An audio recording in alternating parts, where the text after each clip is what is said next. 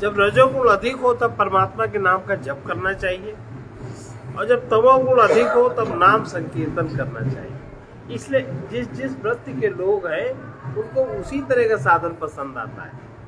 अब हर व्यक्ति का मन नाम संकीर्तन में नहीं लग सकता, हर व्यक्ति जप में भी नहीं लगा सकता मन। सतोगुण की प्रधानता में शांत होकर ध्यान से देखने का अभ्यास करना चाहिए। कोई भी सेवा करते हुए राग, द्वेष, अभिमान, ईर्ष्या, लोभ, काम आदि विकारों से सावधान रहे। कोई भी सेवा करते हुए राग, द्वेष, अभिमान, ईर्ष्या, लोभ, काम आदि विकारों से सावधान रहे। वाणी की मधुरता, सामान्य व्यवहार में जरा सा कोई चीज मन के प्रतिकूल होती है कि वाणी में कठोरता आ जाती है। अब शब्द होने जरा सा, इसमें कुछ सोचना नहीं पड़ता, ये क्रम चलता। ये व्यक्ति के असावधानी का परिचय है कि व्यक्ति के अंदर जो हो रहा है उसे पता ही नहीं क्या हो रहा है। तो वाणी की मधुरता को कटुता, कठोरता में नहीं बदलना चाहिए, इतना सावधान रहे। और कर्कश स्वर में गर्जना का चिल्ला के नहीं बोलना चाहिए, कर्कश स्वरों का प्रयोग नहीं करना चाहिए। इससे सूक्ष्म शरीर पे जो बौद्धिक तंतु है उन पे बड़ा खराब असर पड़ता है। चिल्ला के नहीं बोलना चाहिए। बहुत लोगों को चिल्लाने की आदत होती है, कर्कश बोलने की आदत होती है, और किसी को छोटा समझ के अपने में गर्व नहीं लाना चाहिए। आंखों से जो कुछ दिखाई देता है, कानों से जो कुछ सुनाई देता है, वो यदि किसी के लिए हितकर नहीं है तो नहीं कहना चाहिए। हितकर हो तो अवश्य कहना चाहिए। अगर हितकर नहीं है, आप अपने अहंकार के लिए किसी को ऐसा न करें। जहां तक हो सके पैर साध के रखना चाहिए चलने में, ताकि पृथ्वी का गुरुत्वाकर्षण न बिगड़े। व्यर्थ के विवाद में न पड़े। ज्यादा विवाद हो तो मौन हो जाए। जो ज्यादा बोलता है उसी को बोल लेने दे। अपने को उत्तेजित होने से बचाना चाहिए। जरा बात हो, दांत निकाल के खिसिया नहीं बोलने लगते हैं, दांत पीस के खिसिया के अपनी बात को बड़े जोर से बोलते हैं। ऐसे जोर से बोलने से हमारी बात का प्रभाव हो जाएगा। नहीं होता जरा सा, ऐसा ठीक नहीं है।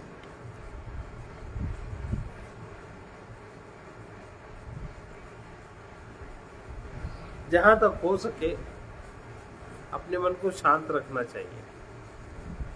जो किसी भी कर्म करने का अभिमानी अहंकार, ये अभिमानी अहंकार जो होता है, जितना जो ज्यादा अभिमानी है, जो जितना ज्यादा अहंकारी है, उसमें ये गुण ज्यादा देखने को मिलते हैं जो ऊपर बताए।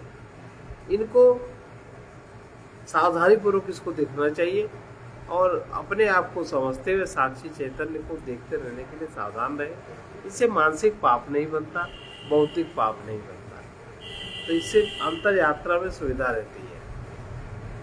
अशुभ अभ्यास पड़ा है इस प्रकार का जो भी कहा गया, उसको छोड़ने के लिए उसके विपरीत अभ्यास, हितकर अभ्यास का ये अभ्यास करना चाहिए, क्योंकि अभ्यास को बदलने के लिए दूसरा अभ्यास सहायक होता है।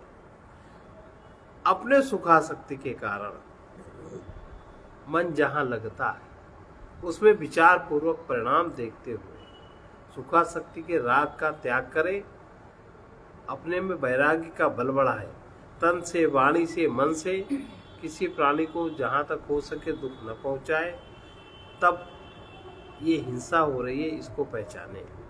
जब किसी प्रकार की हिंसा बनी जाती है, तब असावधानी पूर्वक प्रमाद, द्वेष अथवा क्रोध का निरीक्षण करना चाहिए अपने मन में। क्रोध, द्वेष, प्रमाद के मूल में रहने वाले अभिमान को समझना चाहिए। अभिमान के मूल में रहने वाले अपने अज्ञान, उतना ही ज्यादा कोई अभिमानी होता है जितना वो अज्ञानी होता है। ऐसे नहीं प्रचलित है, जितना जड़ आदमी उतना अहंकारी। जो जड़ नहीं है वो अहंकारी नहीं होते, अभिमानी भी नहीं होते। इसलिए क्रोध, द्वेष, प्रमाद के मूल में रहने वाले अभिमान को देखना चाहिए।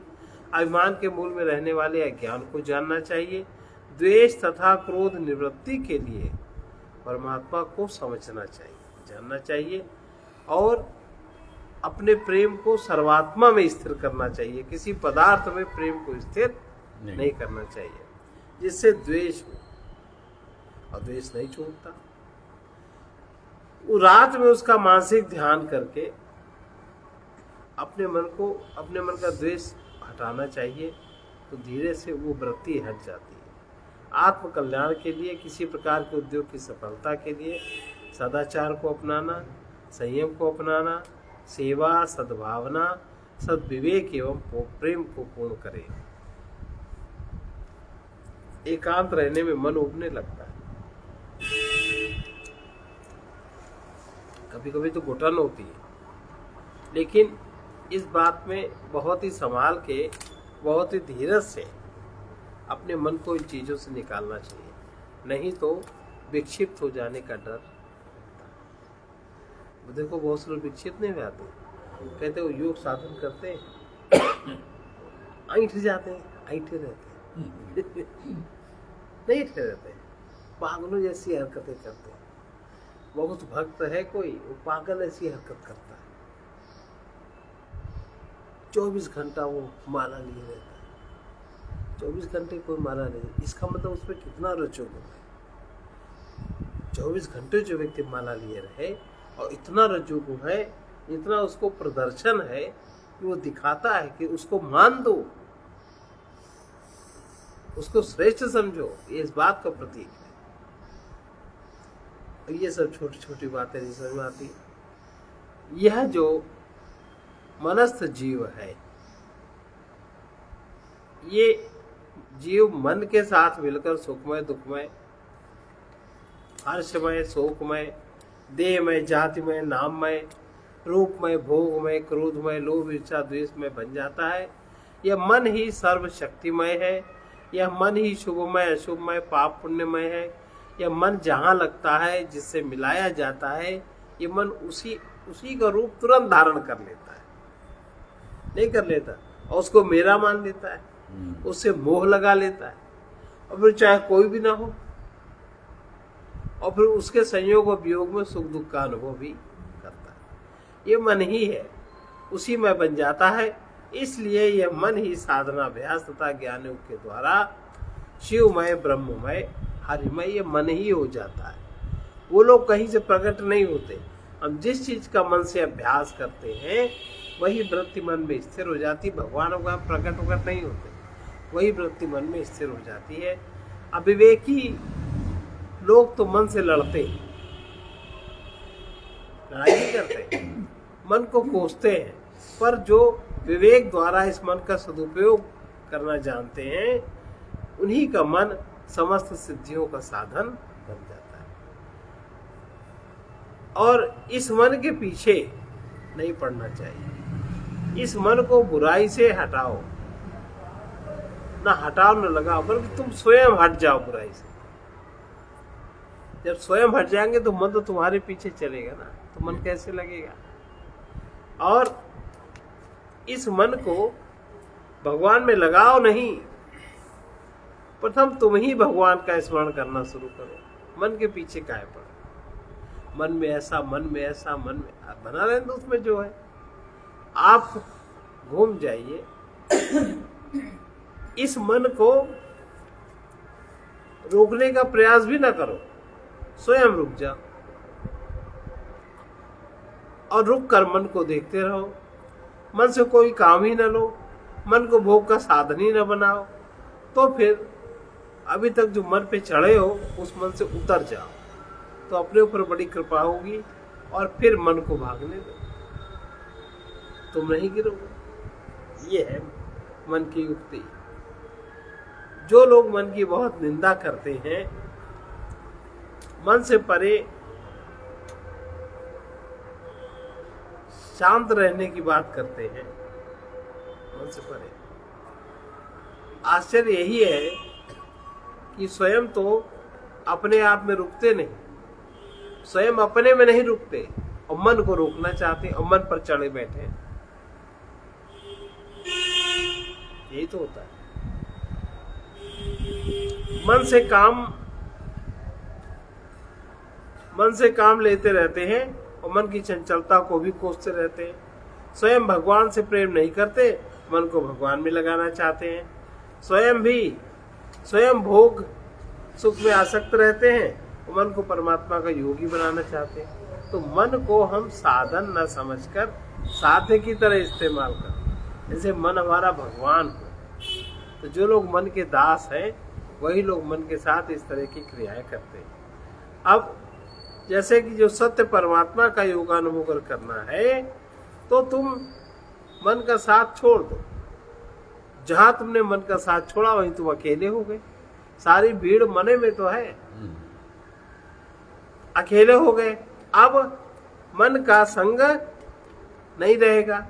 जब मन का संग नहीं रहेगा तो मन ही सत्य परमात्मा के बीच में दीवार है, आपकी और परमात्मा के बीच में। आप परमात्मा में है ही, आपको ये अनुभूति तुरंत हो जाएगी। तो या तो परमात्मा में लगो या फिर मन से हटो। विचारों का, संकल्पों का ढेर ही तो मन है। जहां विचार शांत है वहां मन भी, तो कृपा करो मन से उतर जाओ। तो ये जो बीच में दीवार है, ये अनुभूति का द्वार हो जाएगा। तो इसलिए मन से लड़ते रहने को जो मनोजय की साधना समझते हैं, लेकिन वो युक्ति यह नहीं समझते कि मन से लड़ना नहीं है, न उससे डरना है। केवल मन में तैरने वाले विचारों की तरंगों को देखना है और उसका साथ नहीं करना, किनारे खड़े हो जाना है। और जहां किनारे खड़े हो गए वहीं हम अपने को सत्य में अनुभव करेंगे। हम क्यों मन में डूबते हैं? यही तो ये गलती साफ बात समझ में आ रही है। तो मन में डूबना भोग है और मन से किनारे हट जाना योग। मन को छोड़ देना है, केवल उसे देखना है। और जहां हम मन को छोड़ के हटे वही मन शांत हो जाता है, तो भी शांत हो जाते हैं। जिस तरह से सरोवर में तरंगों की भांति चिन्मात्र स्वरूप में विचार की तरंगे उठ रही हैं, तरंगे शांत हो जाती हैं तब सरोवर शांत हो जाता है। उसी भांति विचार के शांत होने पर केवल चित्त स्वरूप ही शेष रह जाता है। मन के शांत होने पर जो शेष रहता है उसे ही शास्त्र महात्मा, आत्मा और परमात्मा कहते हैं। इसलिए कृपा करके मन से किनारे हटो। ये तो हो सकता है, कौन बड़ी कठिन साधना है। असहयोग, मन के साथ सहयोग न करो। असहयोग करते करते मन स्वतः ही शांत हो जाएगा। जब आप किसी को सहयोग ही नहीं करो, बंदूक रखी है, आप उसको उठा के चलाएंगे नहीं तो गोली अपने आप थोड़ी चल जाएगी। है मिली है तो रखी तो रहेगी, और उसका हमें उपयोग कैसे करना है ये विधि सीखना है। यदि कामनाओं इच्छाओं की पूर्ति का सुख भोग चलता रहेगा, मन में बस कामना है और उसकी पूर्ति करने के लिए हम मन से जुड़ के दौड़ रहे हैं, अगर ये चलता रहेगा तब मन शांत नहीं होगा।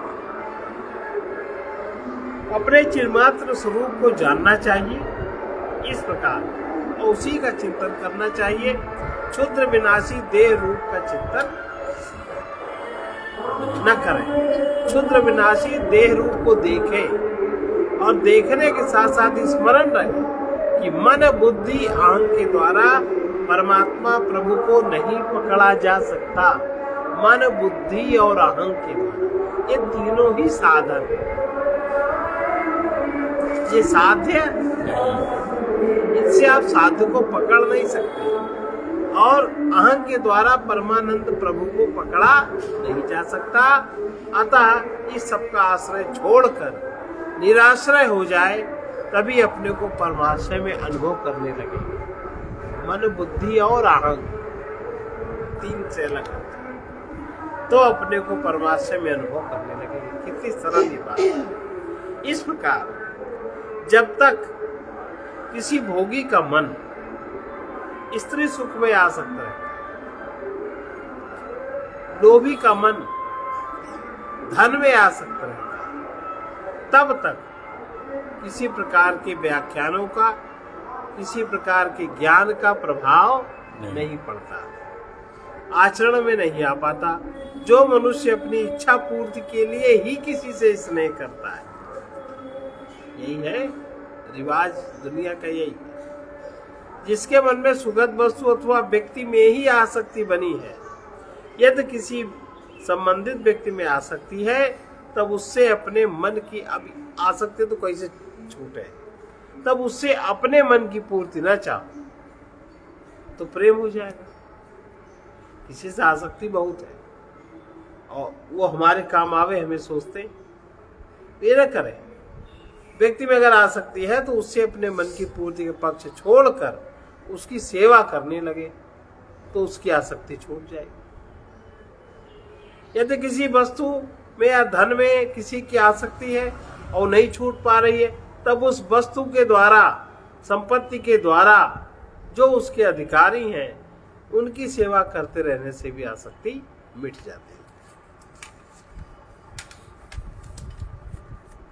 मनुष्य के साथ ये जो मन है, ये अद्भुत करण है। मन करता नहीं है और ये मन के साथ मनोमय जीवात्मा मन नहीं करता है। इसके साथ जो जीवात्मा मनोमय बना है, यही कर्ता और भोक्ता है। मनोमय जीवात्मा पाप पुण्य, बंधन, मुक्ति, स्वर्ग, नरक, सुख दुख का भोग करता है। मनोमय जीवात्मा ही जन्म मृत्यु देखता है। मन के साथ ही संसार का संबंध है और मन के ही द्वारा संसार से विरक्ति होकर परमात्मा में अनुरक्ति जागृत हो जाती है। मन के संग से ही सारा प्रपंच, मन के संग रहने तक परमार्थ की सिद्धि की अभिलाषा, मन का संग छूटे तो संसार ही छूट जाता है। अब पता लगा कितना सरल है मन, बुद्धि और अहंकार। जब तक सुखा स्वाद में कोई भी प्राणी लीन रहता है, तब तक मन को पूरी शक्ति से पकड़े रहता है। सुखा स्वाद के लिए मन चाहिए और जब सुखोभोग का परिणाम दुख दिखाई पड़ता है, तब उसी मन का विरोध करते हैं। मन कोई ऐसी वस्तु नहीं है कि जब चाहे उसे पकड़ ले, जब चाहे उसे छोड़ दे। वो कोई वस्तु नहीं है और जब चाहे तो हम उससे काम लेने लग जाए, जब चाहे छोड़े, जब चाहे पकड़े। जो मन को पकड़ेगा उससे ही मन ऐसा चिपट जाएगा कि तपाने गलाने से भी वो नहीं छूटेगा और भीतर ही घुसता जाएगा। ऐसा होता है कि नहीं? मन से असंग होने का बस केवल एक ही उपाय है कि इससे कोई भी काम न लिया जाए, केवल इसको साक्षी होके देखें तो मन से असंगता हो जाएगी। जिस प्रकार किसी नाड़ी के संयोग द्वारा दृश्य दिखाई देता है, किसी नाड़ी के संयोग द्वारा आंख से दिखाई, ये तो है। किसी नाड़ी के संयोग के द्वारा कानों में शब्द सुनाई देते हैं, किसी नाड़ी के संयोग द्वारा गंध का स्वाद, स्पर्श का ज्ञान होता रहता है। उसी प्रकार पिंगला नाड़ी के संयोग से मनोमय जीवात्मा शब्द, स्पर्श, रूप, रस, गंध के रूप में संसार का अनुभव करता है। किस नाड़ी के द्वारा? पिंगला नाड़ी के द्वारा जीवात्मा अनुभव करता है। बाएं स्वर में, बाएं स्वर में इड़ा नाड़ी की पिंगला, बाएं स्वर में पिंगला नाड़ी। वो बाएं स्वर में जो पिंगला नाड़ी है वो तमोगुण प्रधान आसुरी वृत्तियों के प्रवाह का मार्ग बनाती है। और दाएं स्वर में जो इड़ा नाड़ी है, दाएं स्वर में इड़ा है ना, दाएं में पिंगला है, बाएं में इड़ा है। बाएं में इड़ा, पिंगला दाहिना स्वर है भाई।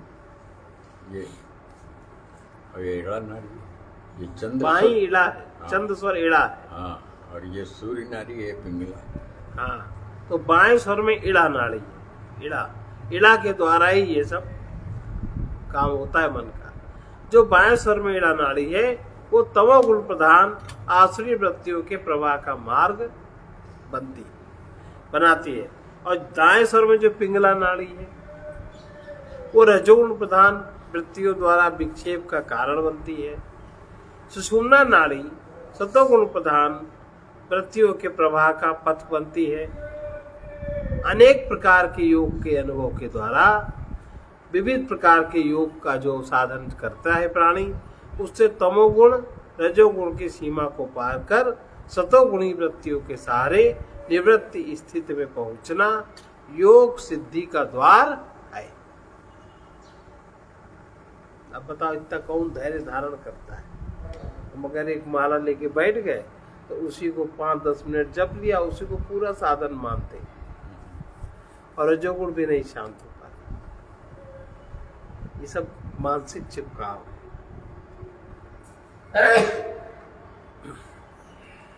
अनेक प्रकार के योग के द्वारा कभी तो मन को कहीं से हटाया जाता है और कभी यह सर्वोपरि पवित्र कार्यों में लगाया जाता है। मन को कहीं हटाने में और कहीं लगाने में बहुत संघर्ष करना पड़ता है।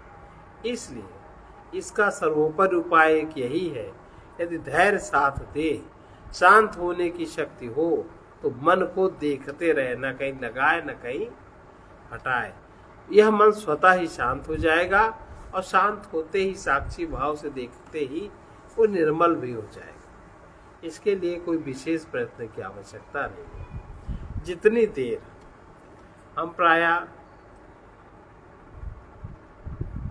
पढ़ते लिखते सुनते बोलते हैं, उतनी देर ये मन अपने कार्य में लगा रहता है।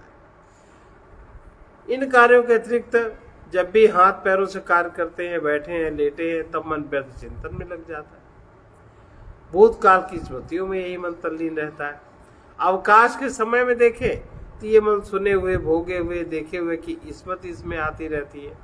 इसी मन का चतुर्दिक भागना, इसे ही मन को चतुर्दिक भागना मानते हैं। वास्तव में जो कुछ भोग चुके हैं या फिर जो आगे भोगने की लालसा रखते हैं, उसी का परिणाम मन की चंचलता है।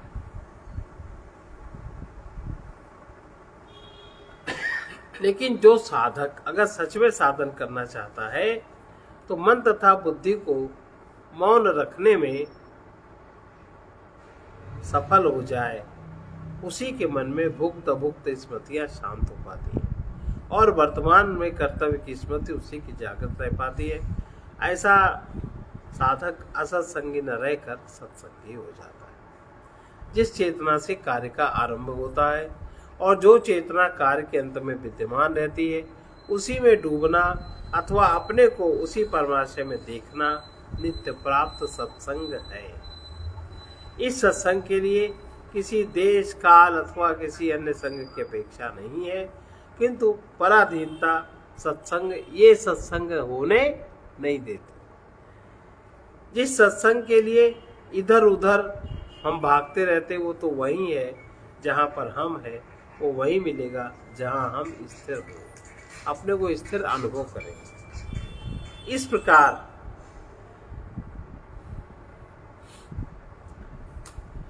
किसी शास्त्र में लिखा है, ममता ही समस्त दुखों का मूल।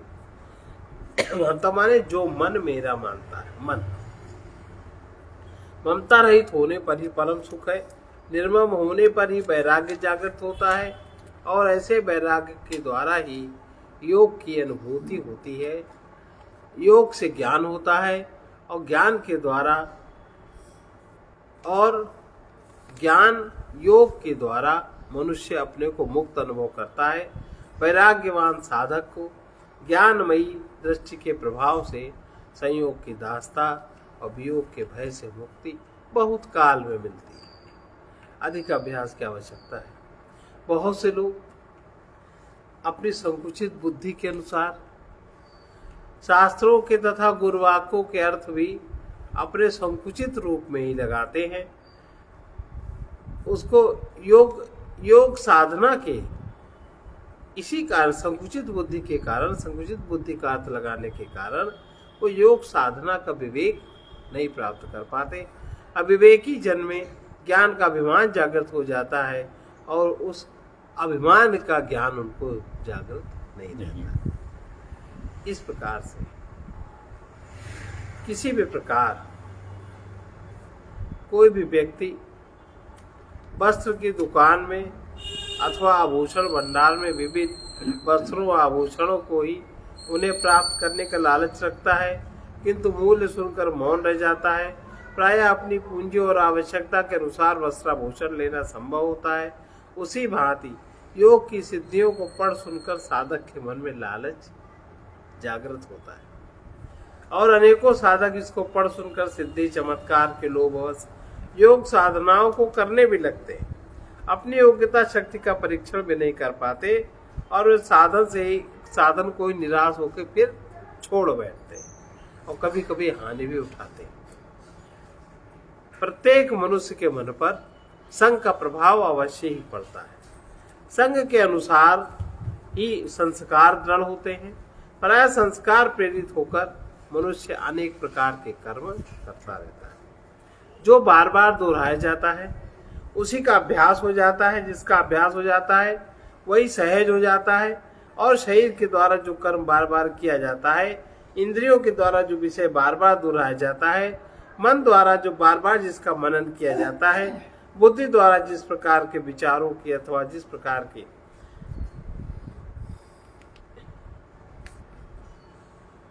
ग्रंथों का पठन पाठन पुनरावृत्ति की जाती है, अध्ययन किया जाता है, उसी का अभ्यास हो जाता है।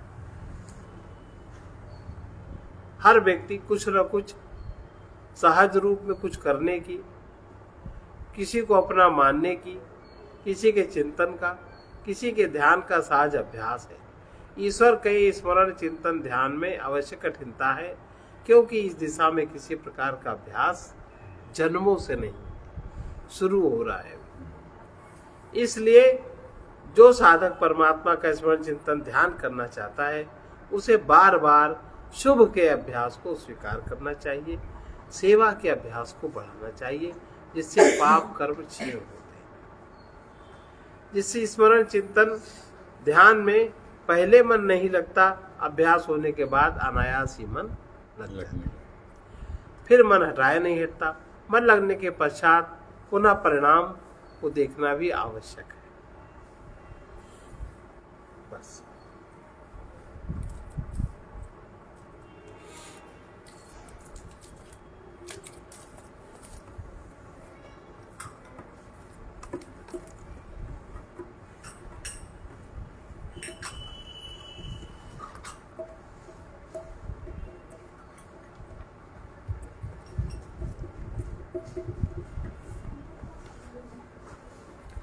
सोचो तो सज्जनों यहाँ स्वाधीन शांति पाते न क्यों। सोचो तो सज्जनों यहाँ स्वाधीन शांति पाते न क्यों।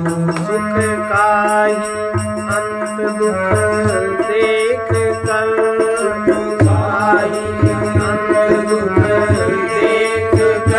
परमार्थ पथ में आते न क्यों।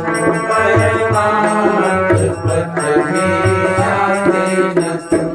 शुभ या अशुभ कर्मों का फल, शुभ या अशुभ कर्मों का फल तुमको ही भोगना पड़े।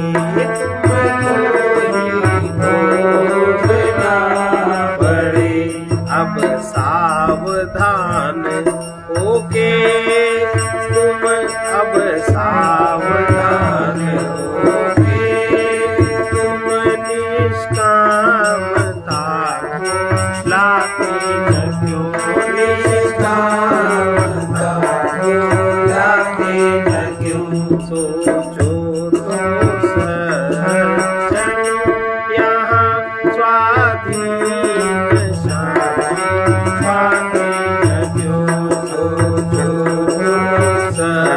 सज्जनों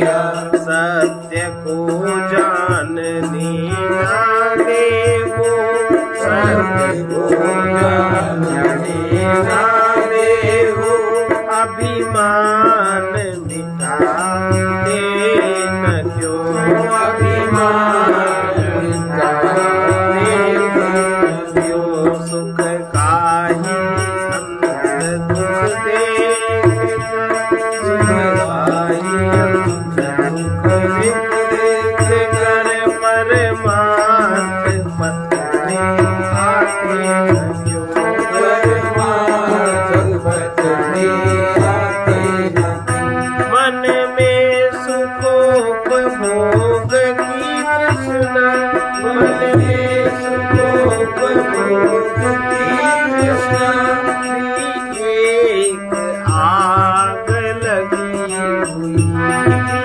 एक आग लगी हुई, उसकी न मूर्ति होती कभी, उसकी न मूर्ति होती कभी, त्याग से उसको बुझाते न क्यों, त्याग से सोचो तो सज्जनों यहाँ, सोचो तो सज्जनों यहाँ, स्वाधीन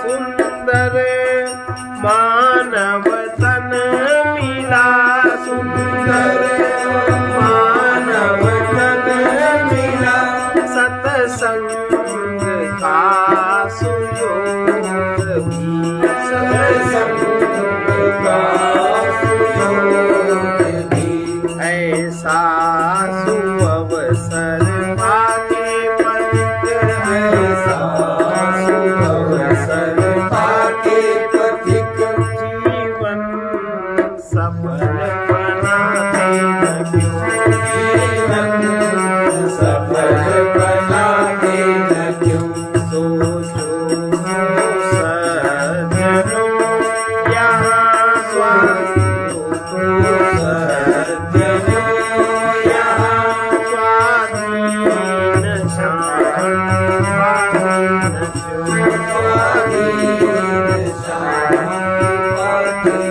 क्यों, सुख का ही अंत दुख देख कर, सुख का ही अंत दुख देख कर, परमार्थ पथ में आते न क्यों, परमार्थ पथ में आते न क्यों, अपने ही भाव से प्रत्येक अशांत है, अपने ही भाव से प्रत्येक अशांत है, अपने ही भाव से शांत भी हो सकता है। देखो तुम हमें बहुत परेशान कर रहे हो, नहीं कहते तुम्हारे पीछे ऐसा हो गया, गुस्सा आ गया, अरे एक्सीडेंट क्यों ऐसा होता है, इतनी असावधानी, दूसरा तुम्हें गुस्सा दिला दे इसका मतलब दूसरा ज्यादा बलवान है, दूसरे का एक वाक्य बड़ा काम करता है, तुम्हें हिला देता है, कितनी पराधीनता है। अपने ही भाव से शांत भी हो सकता है। शांत के लिए अभ्यास आवश्यक नहीं, केवल सद्भाव ही पर्याप्त है। ये न पूछो शांति कहाँ मिलेगी, प्रत्युत ये देखो कि अशांति क्यों हो गई। वासना के कारण ही अशांति है। दूसरों का अनिष्ट चिंतन करने से, परधन की इच्छा से, देह को ही अपना रूप मानने से, सुखोभोग की तृष्णा से जल्दी जल्दी अशांति होती रहती है। सर्वे भवन्तु सुखिनः, सर्वे सन्तु निरामयाः, सर्वे भद्राणि पश्यन्तु मा कश्चित् दुःखभाग् भवेत्। कृष्णाय वासुदेवाय हरे परमात्मने प्रणतक्लेशाय गोविन्दाय नमो नमः। असतो मा सद्गमय तमसो मा ज्योतिर्गमय